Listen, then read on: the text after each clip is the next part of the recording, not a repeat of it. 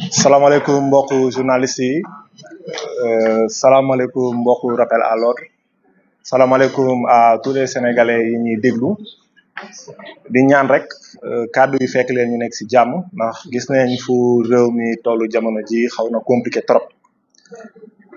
man nag samay propos fi ma koy tàmbalee chaque fois ci benn question la mbir mi don de soi pour la patrie la wala don de la patrie pour soi. Parce que cette question, elle est fondamentale. À la base, j'aime bien le concept de rappel à l'ordre. Parce que ça nous permet de trouver un équilibre entre les promesses et la réalité d'aujourd'hui. Et quand on parle de promesses et de réalité, deux principes fondamentaux ñuy ñëw. D'abord, l'aspect immatériel, ensuite l'aspect matériel. Si nous jëlee l'aspect immatériel, avant 2024, la plupart des partis politiques ou des acteurs qui étaient dans l'opposition li leen gënoon metti mooy le bilan immatériel dañ doon kaas ñoom c'est-à-dire ñoom dañoo jàppoon ne Sénégal démocratie état de droit da doon sombre et que aujourd'hui ñoom seen mbëbët mooy suñu ñëwee dañuy rétablir l'état de droit pour fàttaliku deux principes fondamentaux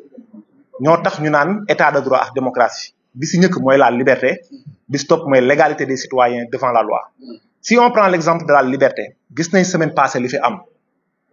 gis nañ ne seen mbokk journalistes yi fekk nañ leen ba seen biir yi locaux jël leen tëj leen pare génnewaat leen loolu day valseloo Sénégal dañuy dem ñun suñu démocratie day yéeg des fois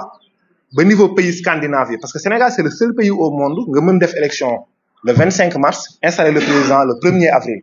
quelque temps après ñu delloo waat ñu ci position Guinée wala Mali loolu dañ koy naqarlu parce que ci rappel à l'ordre dañ doon wax ne ñoom suñu ñëwee dañuy rétablir lu ñuy wax l'état de droit et la démocratie ñu def ay assises au mois de juin 2024 am ay recommandations yu am solo yu ci nekk parmi ces recommandations d'une manière globale dañ naan la justice doit être détachée de l'exécutif en d'autres termes le cordon ombilical qui existait entre la justice et l'exécutif dañ ko war a dagg mais quel est le problème aujourd'hui soo jëlee ñoom avant ñu fiy nekk la même procédure le même processus bu ñu leen doon toppee di leen jàpp aujourd'hui ces mêmes processus existent en d'autres termes rien n'a changé sur l'organisation de notre politique pénale raison pour laquelle soo leen jëlee articles yi ñu visé pour jàpp seeni naataangoo mbokk naataangoo journalistes yi ay article 80 la te soo jëlee suñu constitution article 50 suñu code pénal du moins article 56 ba article 100 képp ku la ci topp article 139 du code de procédure pénale nee na dañ leen def mandat de dépôt alors que le juge d'instruction il est censé être libre mais loolu noonu effectivement mën nañ ne dafay xaw a déconnecté de la réalité aujourd'hui ci àdduna nu muy doxee ci wàllu démocratie ñoom ñu xeex ko ba jot au pouvoir tey ñu toog am seeni ay recommandations yu wóor ñu ne dañuy am juge des libertés et de la détention ñu ne aujourd'hui le mode de nomination et d'affectation des juges dafa war a changer ñu ne non léegi dañuy bàyyi affaire nu mu doon doxee mais ces mécanismes yi ñoo tax ku mel ni Ahmed Ndoye tey pour ñu libérer ko dafay metti ku mel ni Ahmed Ndoye pour ñu libérer ko dafay metti donc ñun nous demandons d'abord la libération de Ahmed Ndoye dañoo nekk ci démocratie dañoo nekk ci liberté d'expression c'est un principe à valeur constitutionnelle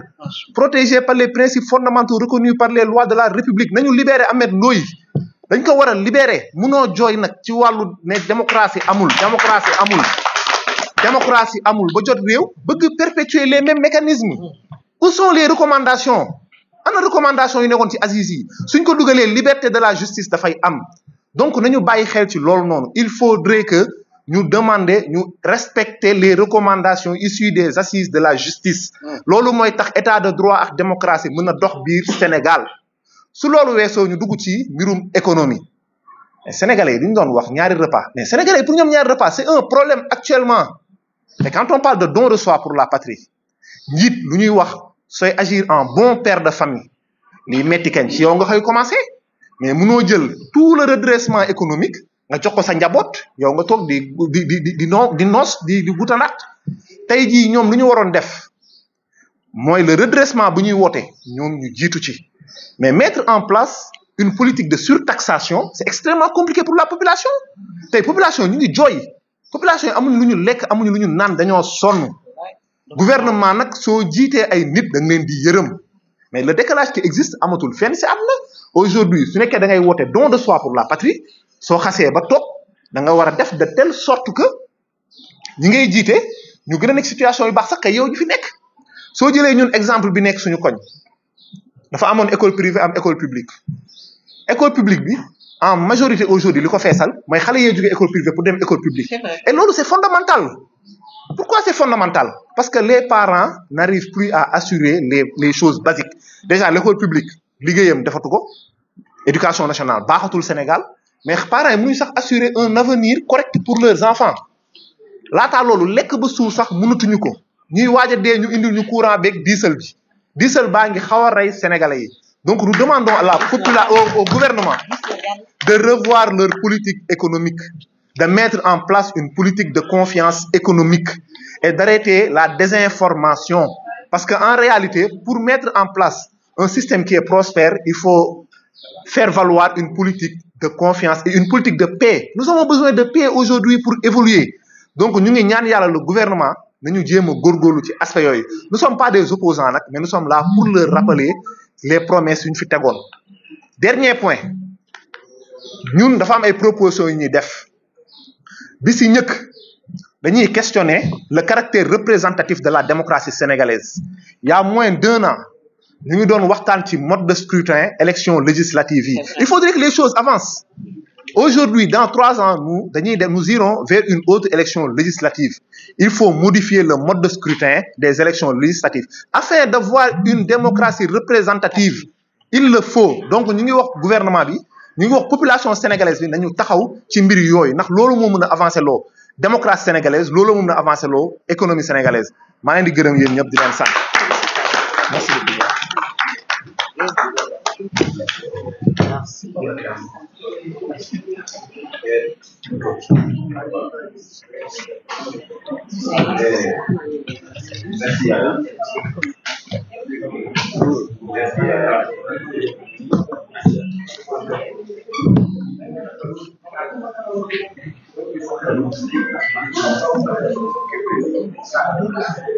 Ok, merci. On va continuer. Maintenant, on va donner la parole à M. Boukafal, donc président des rassemblements des travailleurs du Sénégal. Merci beaucoup, camarade. Donc, ñun moom syndicaliste camarade la ñuy wax quoi. maa ngi leen di nuyu yéen ñëpp di leen ziar di nuyu tous les membres du collectif Rappel à l'ordre di ko jëlee seen président Assane Cissé secrétaire général Antis ak membres yëpp mais di nuyu aussi madame la ministre Aminata Lô Dieng sant bi moo ko yàq di nuyu journalistes yi nga xamante ni teel nañ fi ñëw yàgg nañ fi lool di leen masawu coono nag jàpp naa ni thème bi nga xamante ni moom la ñu wootee conférence de presse bi ñun ñëpp gis nañ ko ci ginnaaw ci bâche bi mooy jooyu askan bi